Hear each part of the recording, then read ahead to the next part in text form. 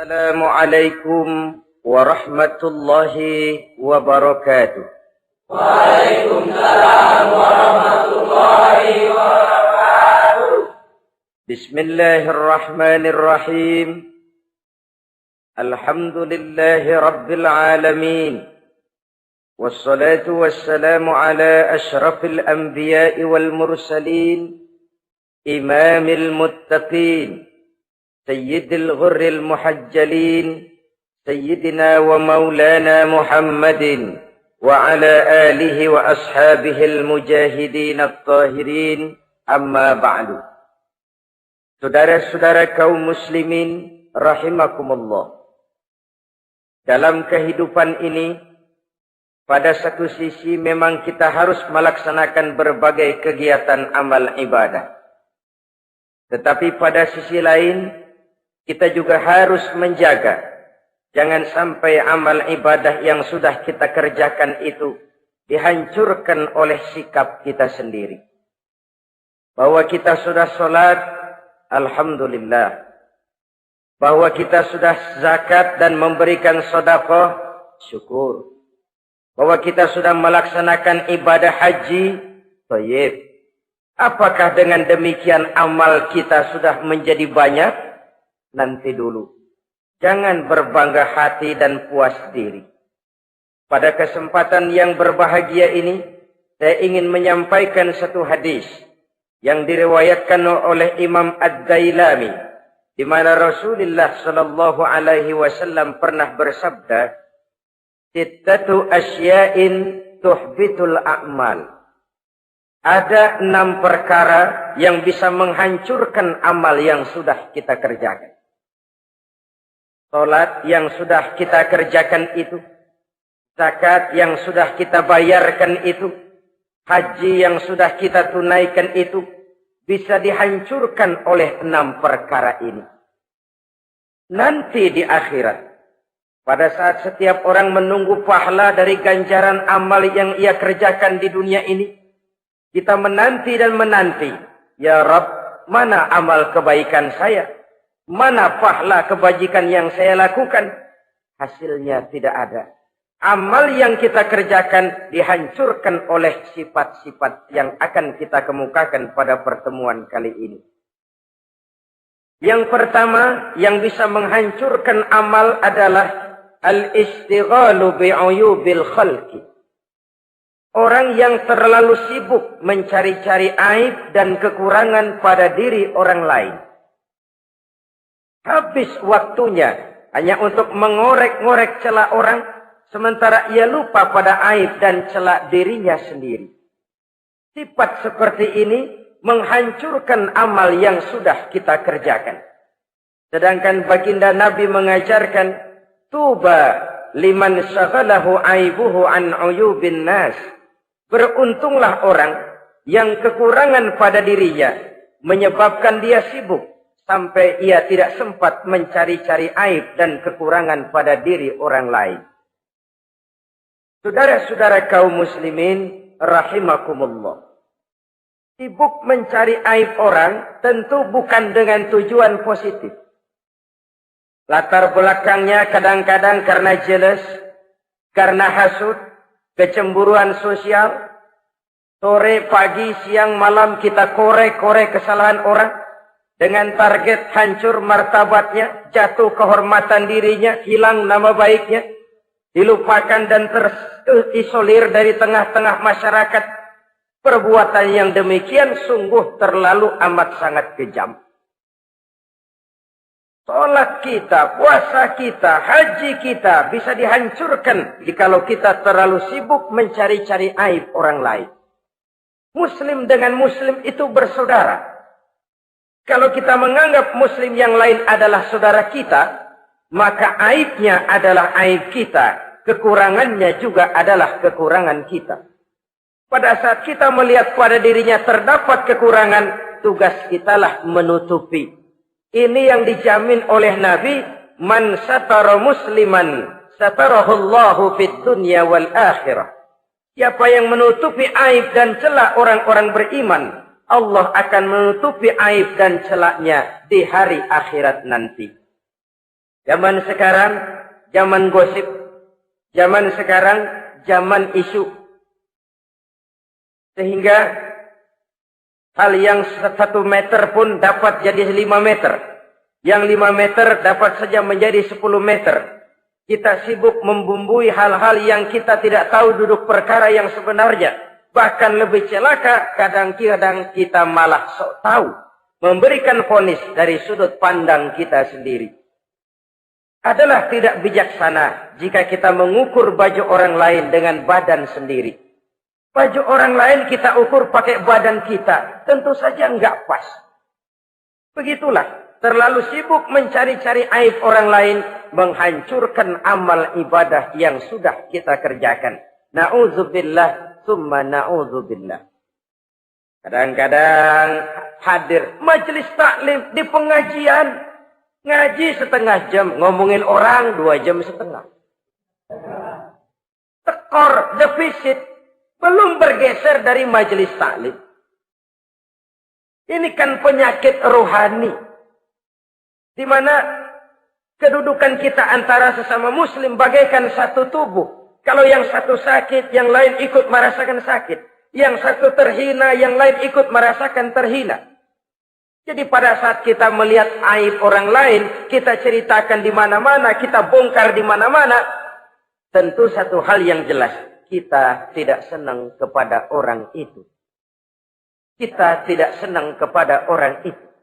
Dan kalau sudah tidak senang, maka fungsi persaudaraan bisa berubah menjadi permusuhan. Oleh sebab itu, kalau ada 2 orang berselisih, boleh kita bohong untuk mendamaikan 2 orang tadi. Misalnya si A sama si B berantem nih, jengkel, marah-marahan. Saudara datang ke rumah si A. A, saya dengar kamu lagi marahan sama B. Iya itu si B, kurang ajar. Bangsat, bajingan, tengik. Pokoknya kalau ketemu, awas. Ah, saya kira sih enggak begitu. A, tadi saya ketemu B, dia bilang malah kangen sama sampean.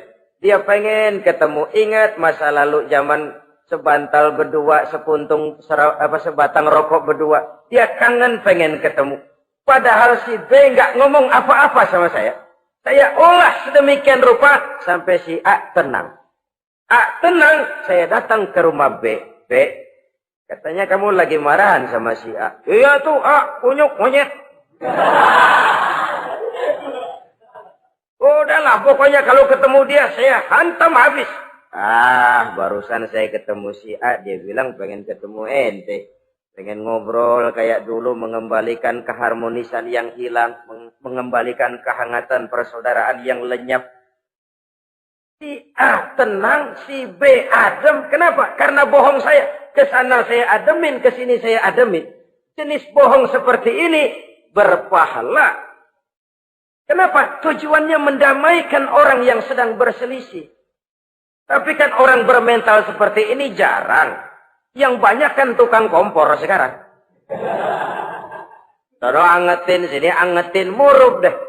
Kata sama A, lu marahan sama B. Iya, gue kesel banget sama B. Emang? Wow. Diemang-emangin. Oh, udah dah. Pokoknya gue mah kalau jadi elu takut sama si B. Gue buka celana. Gue pakai rok deh. Si A panas. A panas. Datang ke rumah B. Komporin lagi. Dua-duanya panas, koslet, terjadi perkelahian. Biang iblisnya tukang kompornya. Sampai untuk mendamaikan 2 orang yang berselisih. Diizinkan berdusta. Kenapa? Prinsip Islam itu Islam. Mencari jalan damai. Bukan mengeruhkan suasana. Inilah realitas di tengah-tengah masyarakat. Enakan ngomporin daripada nyiramin. Enakan manasin daripada mendamaikan 2 orang yang sedang berselisih. Apalagi kalau kita punya kepentingan. Main nimbrung aja kayak toge. Kagak ngerti urusan. Nyampur aja nyampur. Toge kan begitu. Toge ada laksa nimbrung. Ada gado-gado ngikut. Ada kredok masuk. Kagak ngerti juntrungan masalah. Main nyampur aja nyampur. Ini kan tidak objektif namanya. Nah, mental seperti ini. Wah, sholatnya khusyuk. zakat bayar, sedekah iya. Tapi kalau suka cari-cari aib orang, jembreng kesalahan orang di mana-mana, sholatnya, puasanya, hajinya bisa dihancurkan oleh mental yang seperti ini. Jangan bangga-bangga, sholat saya sudah banyak, puasa saya hebat, mantap, haji saya tiap tahun mondar-mandir ke Mekah. Tapi kalau mental seperti ini masih ada, waspadalah. Amal yang kita kerjakan bisa hancur oleh mental, sikap mental kita sendiri. Ini yang pertama. Yang bisa menghancurkan amal, terlalu sibuk mencari-cari aib orang lain. Satu. Yang kedua, saudara-saudara, wa qaswatul qalbi. Orang yang hatinya keras, tidak mempan diberikan nasihat. Baik nasihat yang datang dari luar dirinya, ataupun nasihat yang datang dari dalam dirinya. Hatinya keras. Dikasih muka tembok, kulit badak, kuping kebo. Makhluk apa namanya itu? Wallahu a'lam. Rai gedek. Pantas ya kalau kita lihat sejarah, Islam itu turun di semenanjung Arabia. Sebagai test case.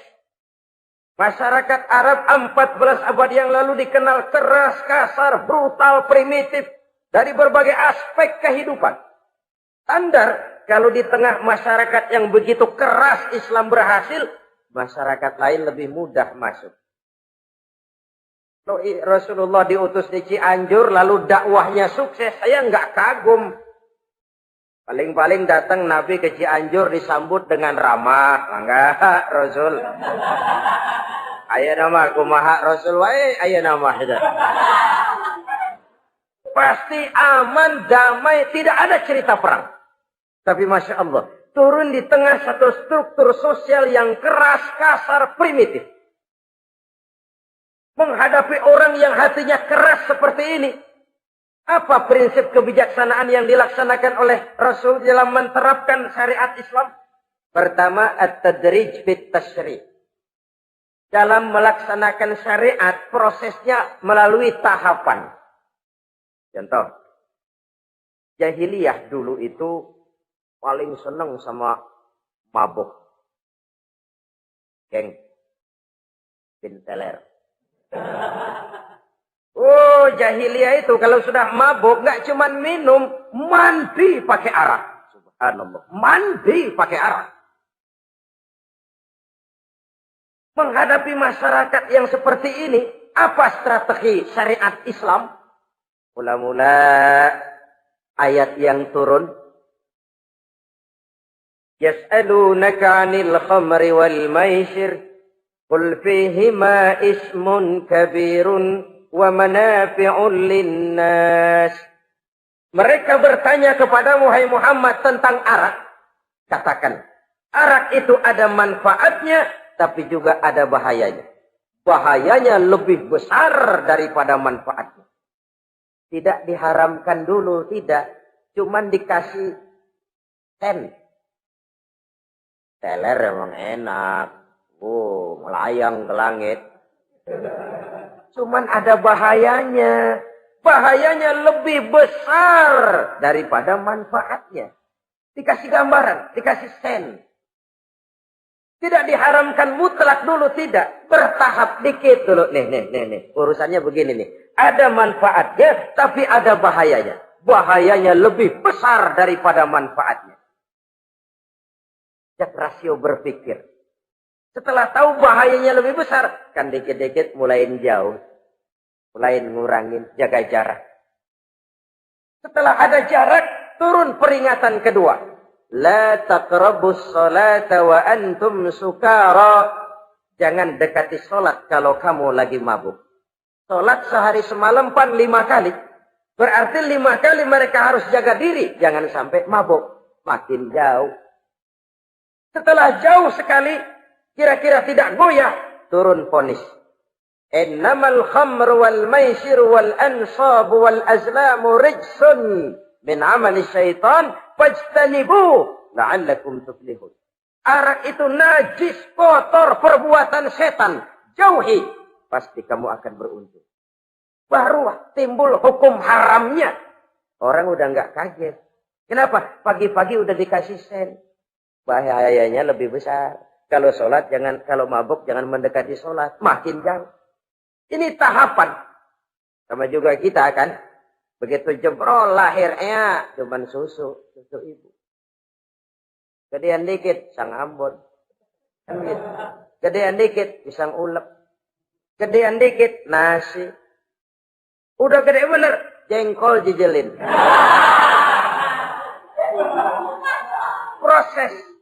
Proses. Coba bayi begitu lahir kasih pisang batu, tenggeng.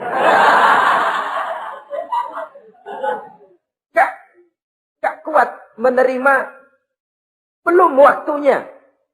Ini proses yang dilaksanakan oleh strategi syariat Islam untuk mengobati penyakit qaswatul qalbi ini. Keras hati. Syariatnya bertahap. Tidak drastis. Tidak kalau sudah begitu ya mesti begitu. Tidak. Konsep kedua. Taklilut takalif. Menyedikitkan beban. Coba kita lihat. Seluruh konsep agama. Kalau kemampuan melaksanakan perintah berkurang. Stressing perintahnya ikut turun. Angkat tuh beras 100 kilo. Nggak kuat pak. 30 kilo dulu deh. Ntar balik lagi. Lama-lama juga habis. Ini konsep untuk mengobati qaswatul qalbi. Bertahap. Semua perintah agama itu begitu. La yukallifullahu nafsan illa wus'aha. Allah tidak memberikan beban kecuali sesuai dengan kemampuan yang dimiliki oleh seseorang. Kalau kemampuan melaksanakan perintah berkurang, stres perintahnya juga ikut menurun. Sholat wajib diri. Kalau mampu. Gak bisa pak sholat berdiri. Sholat dengan berbaring. Kalau mampu. Berbaring gak bisa pak. Pinggang kurap. Sholat. Pakai isyarat. Kalau mampu. Pakai isyarat tidak bisa. Dalam hati. Setiap kemampuan melaksanakan perintah berkurang, stres perintahnya juga menurun. Taklilut takalif, ini juga salah satu strategi mengantisipasi kerasnya hati. Nah. Konsep yang ketiga dari syariat, al-musawat bainan nas fi takalifil ahkam. Persamaan terhadap manusia di dalam berhadapan dengan hukum Allah. Kadang orang yang hatinya keras itu, logikanya jalan, ngukur suasana. Gimana sih lo? Menggerib kagak bawa ke masjid? No, yang Pak Haji masih di perapatan. Yang Pak Haji disebut. Itu kan cenderung orang begitu. Kalau dia nyolong ayam, dia tunjuk orang yang nyolong kambing. Ini apologi namanya. Kenapa lo nyolong ayam? No, yang maling kambing urusin. Gedean. Apologi. Lah kapan mau beres kalau begitu? Tidak introspeksi, tidak self-correction. Itu apologi. Untuk menutupi kelemahan diri, menunjuk kesalahan orang lain yang lebih besar. Itu kan nggak jantan namanya. Apologi. Tidak ada sifat untuk memperbaiki diri sendiri. Karena kecenderungan ini ada, Islam menutupi itu. Dengan apa? Semua manusia sama dalam berhadapan dengan hukum Allah. Tidak ada iri hati dalam hukum Islam ini. Salat wajib. Wajib. Bagi siapa? Yang sudah balik dan mampu. Terhadap semua strata. Jenderal wajib, kopral wajib. Apalagi hansip. Tidak ada fasilitas. Wah kamu jenderal nggak apa-apa dah sembahyang setahun 2 kali. Idul Fitri aja sama Idul Adha. Enggak tuh. Semua manusia sama dalam berhadapan dengan hukum Allah. Itu yang Nabi ingatkan. Orang-orang sebelum kamu dahulu hancur. Umat-umat sebelum ini rusak binasa. Kenapa? Karena mereka kalau orang kecil berbuat salah. Hukum cepat-cepat ditegakkan. Tapi kalau yang besar berbuat salah. Mereka diam pura-pura tidak tahu. Jadi apa ini? Yang namanya mafia peradilan. bukan cuma zaman ayeuna. Sejak zaman sebelum Islam, Nabi sudah mengingatkan. Mereka dahulu hancur. Kenapa? Kalau orang kecil berbuat salah, hukum buru-buru ditegakkan. Ramai-ramai dikeroyokin. Giliran yang gede berbuat salah, diam pura-pura enggak tahu. Hukum pakai pandang bulu. Saudara-saudara kaum muslimin, rahimakumullah. Oleh karena itu, orang yang keras hati, itu bisa merusak amalnya sendiri. Enggak mempan nasihat, rai gedek, muka-muka cuek. Baik nasihat yang dari luar, maupun nasihat yang dari dalam, enggak mempan. Kan dalam hidup ini ada nasihat dari luar, dari orang lain, bisa. Dari fenomena kehidupan. Ini juga nasihat. Oh, dia itu kaya, tapi pelit. Hatinya begitu ya. Katanya menteleng. Itu kan nasihat. Itu kan nasihat. Oh, dia waktu berkuasa, tapi zalim, matinya begitu. Perutnya pancung.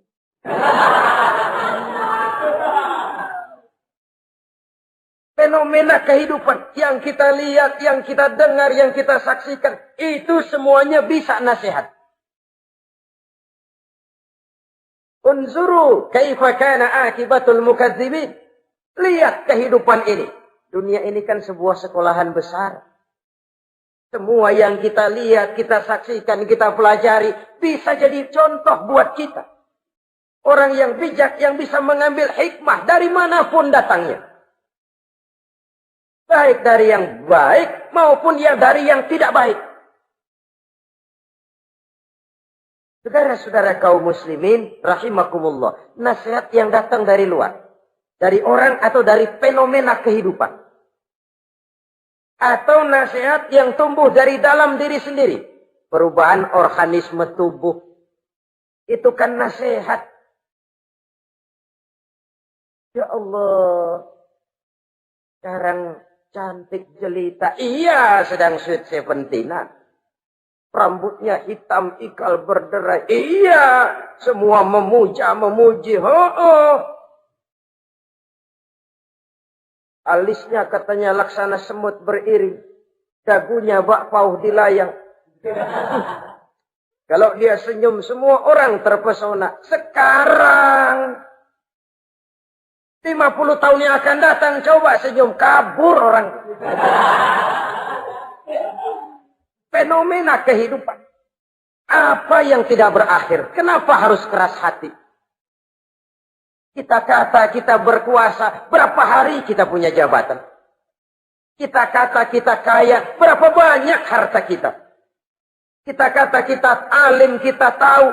Apa yang kita tahu dari semesta jagat raya ini? Lalu apa yang tidak berakhir? Korun yang katanya kaya, mati itu. Fir'aun yang katanya gagah, mati. Napoleon Bonaparte, the Lion of Europe, singa daratan Eropa, mati. Saking mati, mati.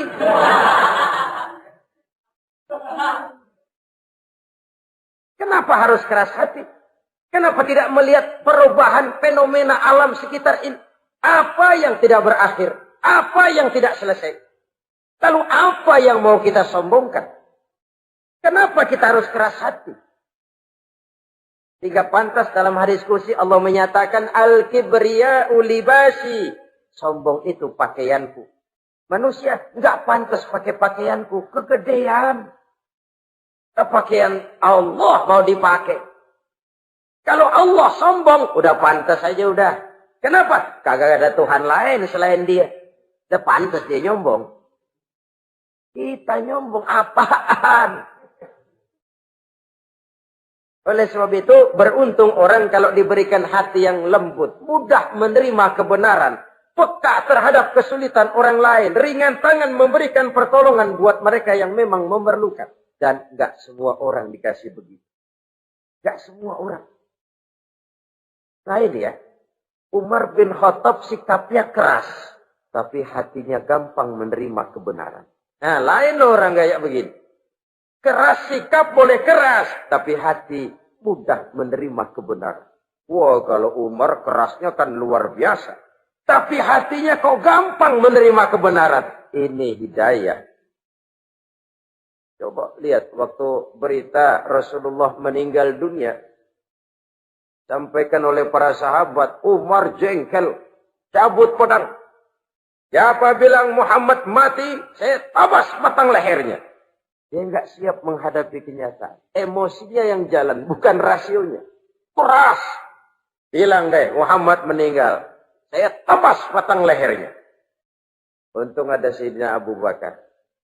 Beliau tidak bicara langsung, cuma pidato. Ayyuhan nas, man kana ya'budu Muhammadan fa inna Muhammadan qad mata. Wa man kana ya'budu Allah fa inna Allah hayyun la yamut. Hai manusia, siapa yang menyembah Muhammad, Muhammad sudah meninggal.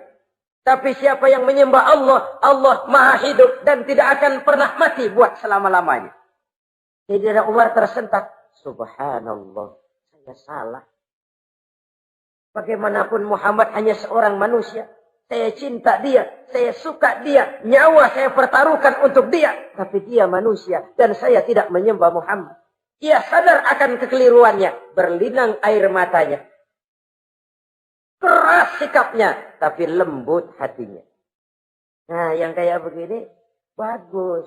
Ini udah sikap keras, hati keras, yaitu tadi. Pukat tembok, kulit buadak, kuping kebo. Diapain aja udah nggak mempan aja udah. Susah yang kayak begini. Saudara-saudara, ma'asyiral muslimin, rahimakumullah. Jadi yang kedua, yang bisa menghancurkan amal kita, orang yang hatinya keras. Wah. Yang ketiga sekarang, yang bisa menghancurkan amal kita itu, wa hubbud dunya. Orang yang terlalu cinta kepada dunia. Nih, pakai kalimat terlalu. Ya. Kalau sekadar cinta kepada dunia, why not? Kita cinta anak dan istri, wajar. Kita cinta harta benda, tentu. Kita cinta sanak famili dan seluruh handai tolan, memang. Kita juga cinta kepada bangsa dan tanah air. Itu bagian dari iman, persilahkan. Yang tidak boleh itu kalau sudah pakai kalimat terlalu. Terlalu. Sebab kalau sudah terlalu, itu sudah di luar kontrol. Orang lalu menghalalkan segala cara. Terlalu cinta kepada jabatan. Akhirnya bergeser. Sholat menghadap Allah. Dengar mau pindah jabatan ke tempat kering. Gerasak gerusuk nyari dukun. Ini kan namanya iya kana budu wa dukun nasta'in. Nggak bisa wong itu satu paket. Kalau iya kana budu wa iya kana nasta'in. Kalau hanya kepadamu ya Allah kami menyembah, hanya kepadamu kami minta tolong. Ini paket, jangan dipisah-pisah. Menyembahnya kepada Allah, minta tolongnya kepada yang lain. Sinkret, bercampur. Iya, kalau es campur enak. Tapi kalau agama dicampur dengan yang lain, nggak enak rasanya. Sama juga begini, ada gelas ya. Kalau sepenuhnya diisi bensin, itu ketahuan, bisa diminum motor. Kalau sepenuhnya diisi air putih, jelas bisa diminum orang. Tapi begitu separuh diisi bensin, separuh diisi air putih, kacau dah. Motor minum, mogok. Orang minum, mabok. Dijual juga nggak laku. Kenapa? Sinkret. Maka Allah pesan, wala talbisul haqqa bil batil. Jangan kau campur aduk yang hak dengan yang batil. Saudara-saudara kaum muslimin, rahimakumullah. Begitulah terlalu cinta kepada dunia sering menyebabkan orang out of control. Bergeser dari garis yang telah ditentukan oleh Allah. Apalagi di zaman sekarang ini. Persaingan hidup makin tajam. Tensi ekonomi semakin tinggi. Gaya hidup semakin konsumtif. Sementara lapangan kerja semakin sulit. Orang kadang kehilangan harga diri untuk mencapai sesuatu yang bernama dunia, lalu menghalalkan segala cara. Sebab itu jangan korbankan keabadian akhirat dengan kesenangan dunia yang cuma sebentar ini.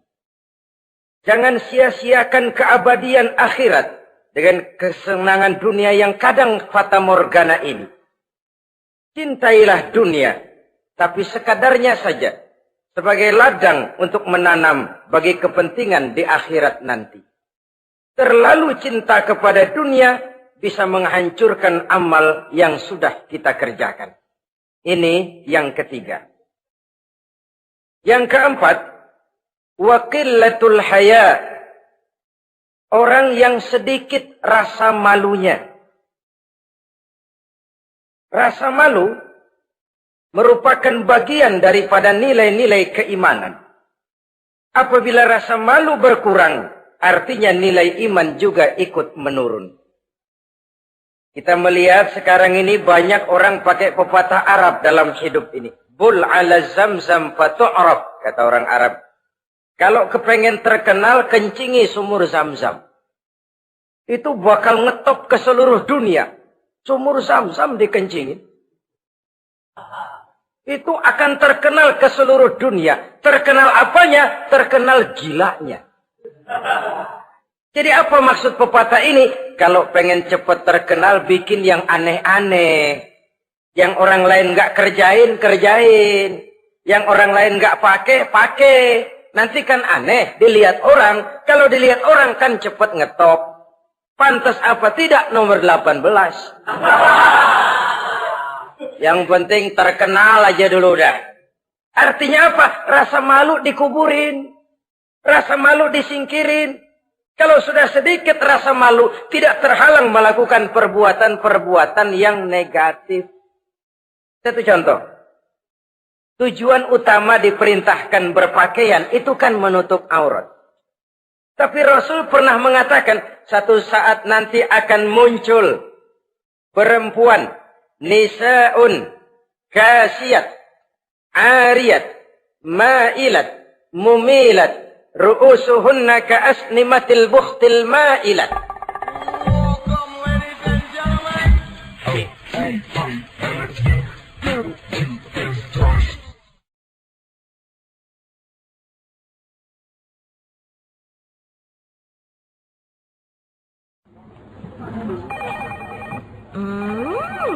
What is it? Ooh, a new chocolate product by the Integral CJ's Management. What chocolate? No, my girl. It's a new CJ's brand.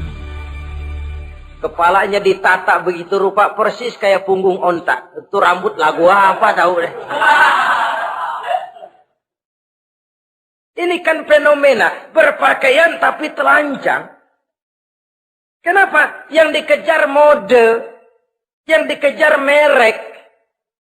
Kiblatnya Paris, London, Roma. Imamnya siapa? Pierre Cardin, Christian Dior, Escada, Etienne Egner. Merek yang dikejar, mode yang dikejar, aurat pontang-panting. Ditambah oleh tayangan-tayangan berbagai iklan yang merangsang anak-anak kita untuk hidup konsumtif. Yo, iyo yo. Cocok iya jam urang yo. Terangsang dia untuk konsumtif. Dihadapkan kepada kenyataan.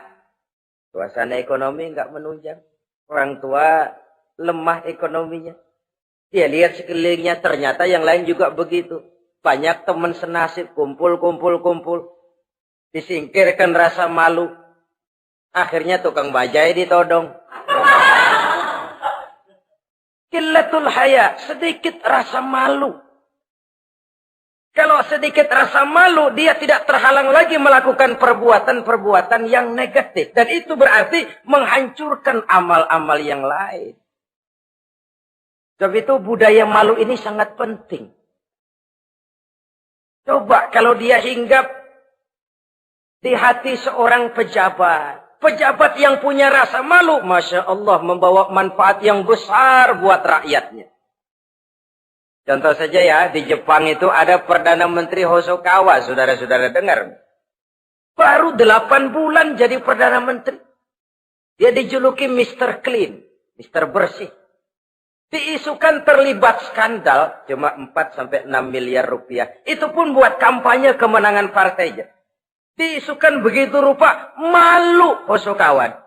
Malu mengundurkan diri. Baru 8 bulan jadi Perdana Menteri. Mundur. Malu.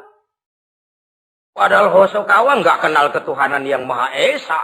Nggak kenal. Tapi budaya malunya luar biasa. Nah kalau sudah pejabat nggak punya malu. Habis. Kan sekarang umpamanya nih. Ada impres desa tertinggal. Disunatin.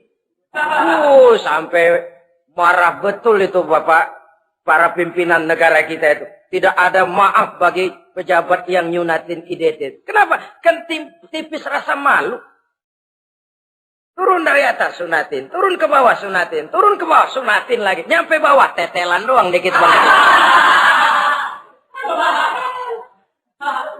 Kebanyakan tukang sunat, saudara-saudara.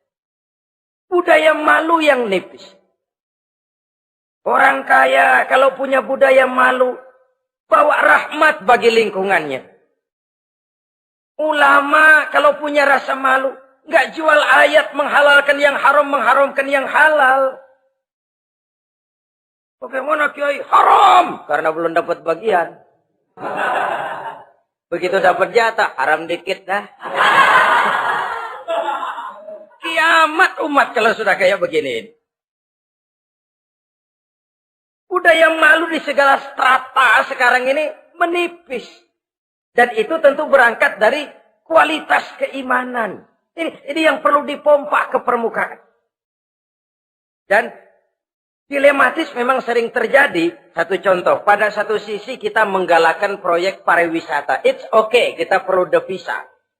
Tapi pada sisi lain kita harus menjaga nilai-nilai luhur dari budaya bangsa kita. Jangan sampai kemasukan wisata mancanegara, lalu budaya mereka yang tidak sesuai juga ikut kita serap. Boleh masuk ke Indonesia, pakaian seenaknya, dia mau udah pantas aja udah. Perempuan ayab-ayaban ke pasar pakai kutang doang, boleh, pantas aja.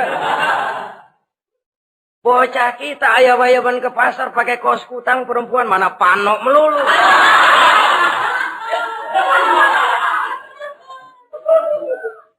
Menipisnya budaya malu. Ada standar. Bahwa mode, hal kedua. Merek apalagi. Yang pertama itu menutup aurat. Dari sisi berpakaian saja.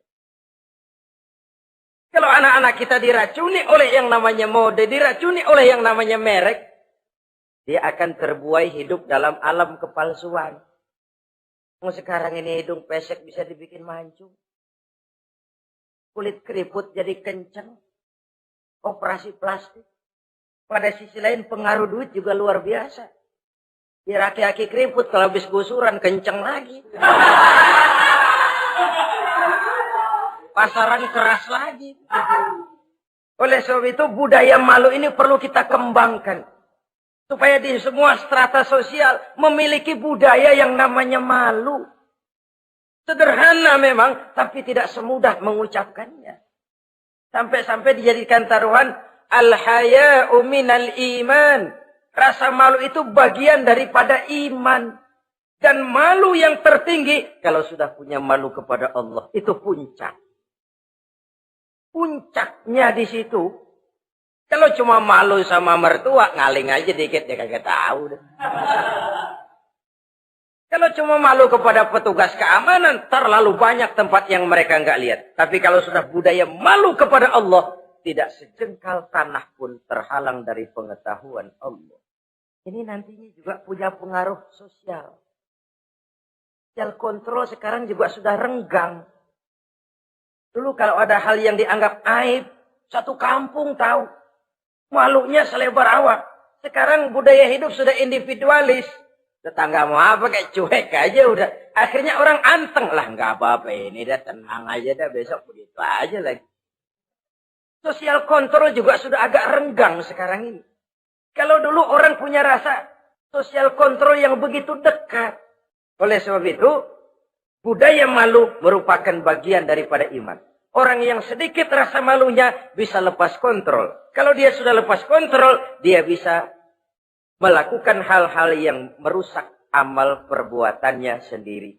Oleh karena itu, pada pertemuan kali ini, saya juga mengajak, mari kita tumbuh kembangkan budaya malu ini. Saudara-saudara kaum muslimin, rahimakumullah. Yang kelima, yang bisa menghancurkan amal kita, watulul amal. Orang yang terlalu panjang angan-angannya. Hidup dalam bayangan. Kakinya tercabut dari alam realitas. Mengharap burung terbang tinggi, tapi punai di tangan cepat-cepat dilepas. Akhirnya burung di tangan terlepas, punai juga tidak datang. Terlalu panjang angan-angan. Hidup cuma nunggu keajaiban. Yang diwiridin jikalau. Orang sudah kemana-mana dia masih anteng. Jikalau, andai kata, umpama misalnya. Islam bukan agama orang pemalas yang selesai sholat lalu berpangku tangan. Ada orang yang cuma sujud saja rezekinya mengalir. Ada orang yang cuma munajat di keheningan malam. Rezekinya mengucur. Ada. Tapi kan bukan kelas kita. Itu kelas antara dia dengan Allah, tidak ada jarak lagi.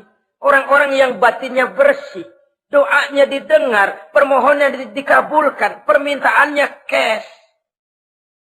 Kalau kita bisa bayang cuma nada doang, nggak mau usaha, paling banter orang undang tahlil kita.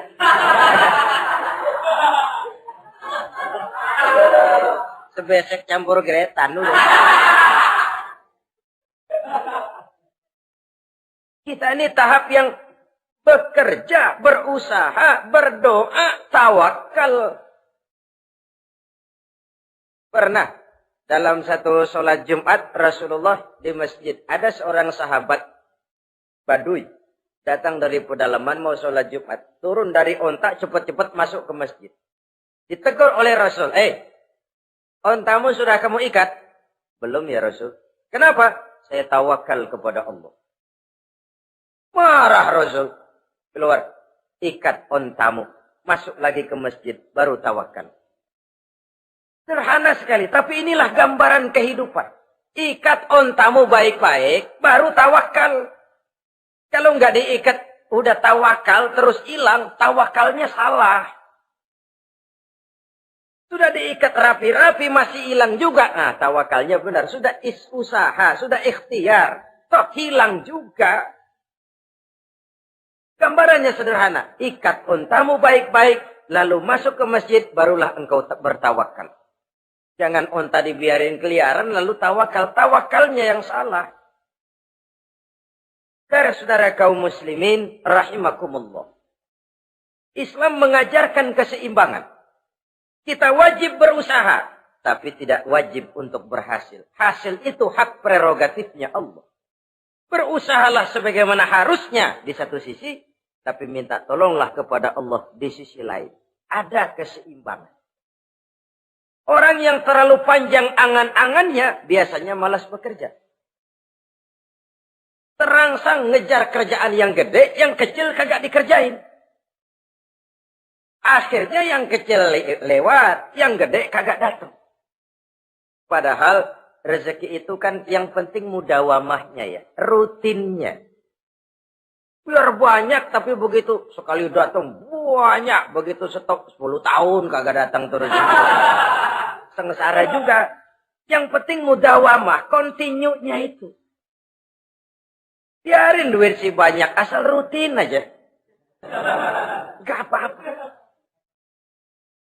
Tulul amal, terlalu panjang angan-angan. Hidup di alam bayangan. Terlepas kaki dari akar kenyataan. Hidup ini kan kenyataan, harus dihadapi secara nyata. Islam ini agama yang wajar, hiduplah secara wajar. Jangan melakukan sesuatu yang memang bukan makom kita di situ. Artinya apa? Kalau memang kita cangkir, lalu minta air seember, kan lebihnya mubazir.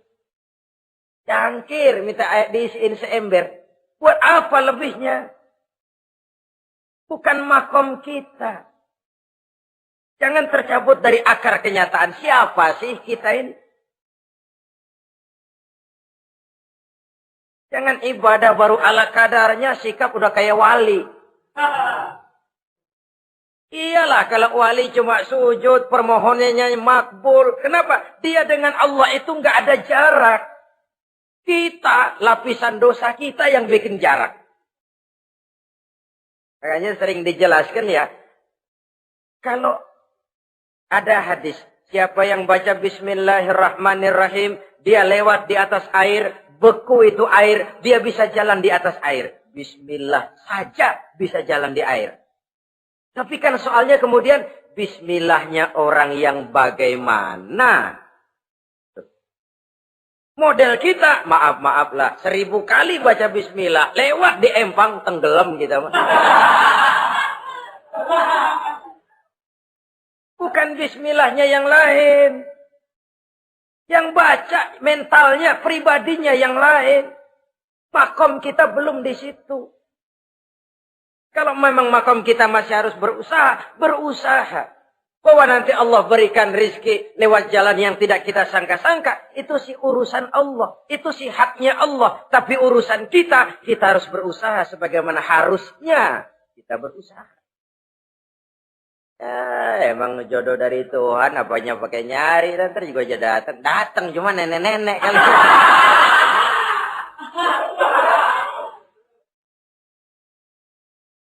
Bekerja, berusaha. Jangan terlalu panjang angan-angan. Hiduplah secara nyata, apa adanya, yang wajar-wajar saja. Tinggal di gubuk reot, hidup pakai gaya jet set. Ngagul dah. Sama merek mobil kenal banget, mobil orang-orang. Udah bukan main kalau ngomong dah. Di atas awan hidupnya. Di atas awan. Ngomong kagak ada yang kecil dah. Gak pakai juta udah. Miliar. Triliun. Ngerokok tetap aja ngombe.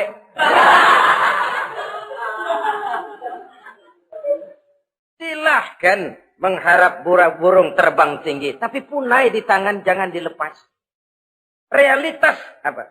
Idealisme boleh terbang setinggi langit. Tapi kaki tetap berpijak di alam realitas. Ayo kita ngambil contoh dari Rasulullah SAW. Rasulullah itu kan dikasih mukjizat. Fasilitas. Tapi nggak ngandelin. Buktinya apa? Nabi hijrah ke Madinah. Itu kan manusia. Posisi kita terjepit. Ayo hijrah, berangkat. Gak ngandelin Tuhan. Pojok ini dikepung. Kirim dah apaan kayak biar pada mampus nih orang ini. Enggak tuh. Enggak. Walaupun beliau punya mukjizat. Tapi enggak ngandeli. Kenapa kita enggak lihat itu? Perang Uhud kalah. Berlumur darah dari kakinya yang mulia itu. Kalau ngandelin mujizat, apa pantas Nabi kakinya sampai berdarah? Apa pantas sampai kalah? Kenapa enggak rekes, simsalabim, hancur musuh? Tidak, beliau tidak tercabut dari akar kenyataan. Beliau manusia, hidup dan berjuang secara manusiawi. Perkara Allah mau kirimkan mukjizat, itu haknya Allah. Waktu di Taif, saudara masih ingat. Dilontari dengan batu. Menghindar ke kebun anggur. Turun malaikat Jibril. Muhammad. Innallaha amaroni an uti'ak. Allah perintahkan saya datang menemuimu di sini. Untuk mendengar komandomu. Sekarang apa mau kamu? Kalau mau kau orang Taif yang melontari kau dengan batu hancur. Saat ini saya angkat Jabal Uhud. Saya timpakan mereka biar mati semua. Bagaimana? Dalam keadaan terpojok. Dilemparin batu, dikeroyokin, menghindar ke kebun anggur. Turun Jibril nawarin bantuan. Apa jawab Nabi? Jangan Jibril. Jangan. Saya diutus bukan buat ngancurin orang. Saya ini rahmah bagi alam. Tapi kamu disambitin. Biarin. Saya berjuang jangka panjang, Jibril. Kalau sekarang mereka ingkar, barangkali nanti anak-anaknya mau beriman. Saya tungguin anak. Kalau anaknya kafir lagi Muhammad, cucunya. Oh, susah Muhammad, susah. Kenapa? Bagaimana bapak, begitu anak. Gak begitu. Lalu mau kamu apa? Saya mendoakan mereka. Allahumma hdi qaumi fa innahum la ya'lamun. Ya Allah, berikan hidayah kepada mereka yang nyambitin saya. Karena mereka enggak tahu. Disambitin, berdarah, yang nyambitin didoakan. Pada satu sisi ini menunjukkan tingginya akhlak Nabi. Pada sisi lain ini menunjukkan Nabi juga mengatur strategi secara manusia.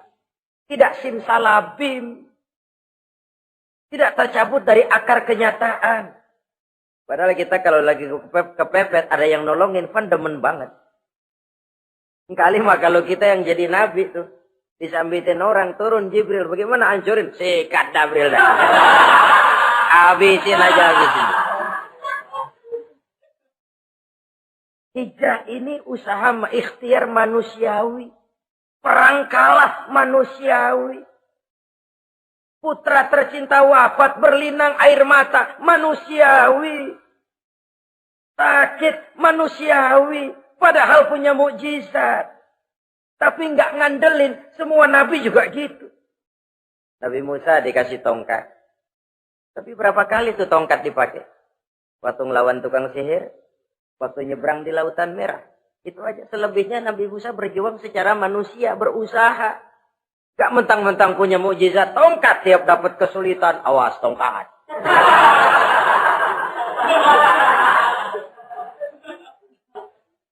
Utuh manusiawi. Nah, ini Rasul. Kenapa kita nggak lihat itu? Kenapa kita lalu tercabut dari akar kenyataan dan hidup dalam khayalan? Sampai-sampai di satu anekdot yang menyentuh. Sekarang ini akibat tayangan-tayangan televisi begitu rupa. Ada seorang bapak ditanya sama anaknya. Pak, Tuhan sama Batman kuatan mana sih?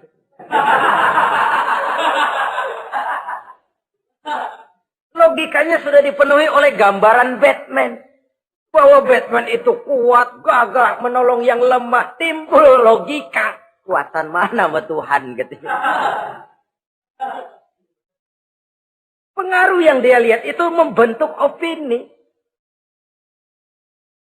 Sama juga sekarang coba lihat ibu-ibu. Kalau udah Cassandra, itu masakan ditinggal tuh angus di dapur.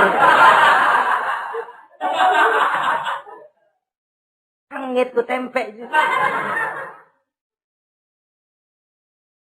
Saudara-saudara kaum muslimin, rahimakumullah. Begitulah yang kelima, yang bisa menghancurkan amal kalau orang terlalu panjang angan-angan.